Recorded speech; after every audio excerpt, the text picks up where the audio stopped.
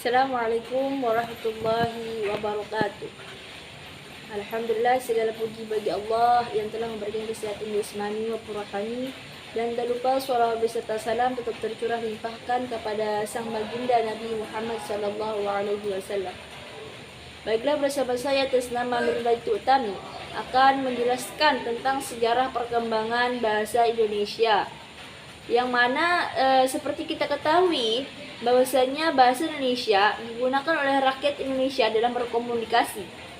Bahasa Indonesia itu menjadi identitas bahasa di tengah-tengah bangsa lain di dunia. Sebelum resmi menjadi bahasa nasional, bahasa Indonesia dikenal sebagai bahasa Melayu. Sejak tanggal 28 Oktober 1928, bahasa Indonesia dipakai resmi oleh bangsa Indonesia sebagai bahasa Indonesia. Modul pertama, secara umum kita akan bahas materi sejarah perkembangan bahasa Indonesia, yang meliputi perkembangan bahasa Indonesia, kedudukan bahasa Indonesia sebagai bahasa negara dan bahasa persatuan, dan menjelaskan peran dan fungsi bahasa Indonesia dalam pembangunan bahasa. Baik, kita akan membahas tentang perkembangan dan kedudukan bahasa Indonesia.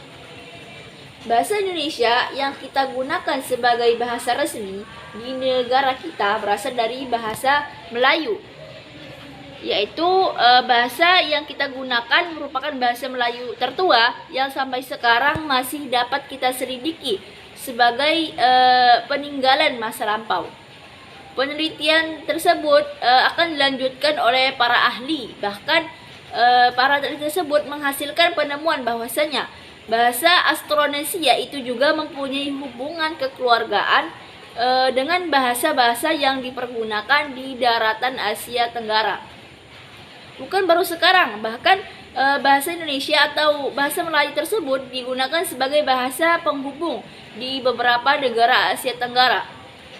Sudah sejak dulu kala bahasa Indonesia atau bahasa Melayu tersebut dikenal oleh penduduk daerah bahasa, yang mana bahasa sehari-harinya bukan bahasa Indonesia ataupun Melayu.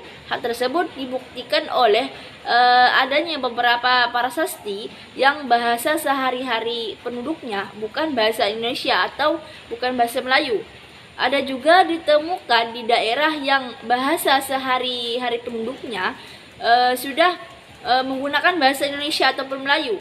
Sejarah tersebut mengembangkan bahwasanya bahasa ini dapat kita buktikan dengan adanya prasasti kedukaan Bukit pada tahun 680 Masehi, Kota Kapur pada tahun 660 Masehi, dan sebagainya. Dan juga di negara Eropa, bahasa Indonesia dikenal sebagai bahasa Melayu yang mempunyai kedudukan yang sangat luar biasa di tengah-tengah bahasa di daerah Nusantara Tenggara ini. Demikian juga menurut Jan Huygens van Islogen, pelaut Belanda yang 6 tahun kemudian belajar ke Indonesia, mengatakan bahwasanya bahasa Melayu bukan saja sangat harum namanya, tetapi juga dianggap bahasa yang terhormat di antaranya bahasa-bahasa negeri timur. Baik, kita akan berlanjut kepada pembahasan tentang kedudukan dan fungsi bahasa Indonesia. Kedudukan diartikan sebagai status relatif bahasa sebagai sistem lambang nilai budaya yang dirumuskan atas dasar nilai sosial bahasa yang bersangkutan dengan fungsi. Sedangkan fungsi adalah nilai pemakaian bahasa yang dirumuskan sebagai tugas pemakaian bahasa itu di dalam kedudukan yang diberikan kepadanya. Mengenai peran dan fungsi bahasa Indonesia di dalam kedudukan sebagai bahasa negara, bahasa Indonesia juga berfungsi sebagai alat penghubung kebudayaan atau pengembang kebudayaan nasional, ilmu pengetahuan dan teknologi, serta kegiatan keagamaan di dalam hubungan bahasa Indonesia tersebut.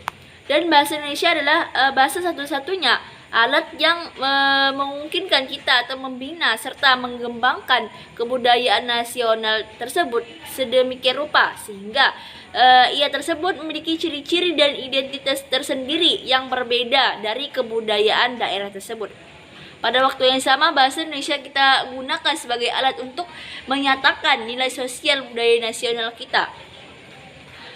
Mungkin cukup sekian yang dapat saya sampaikan. Kurangnya berada dari saya sendiri dan lebihnya ada di Allah Subhanahu wa taala.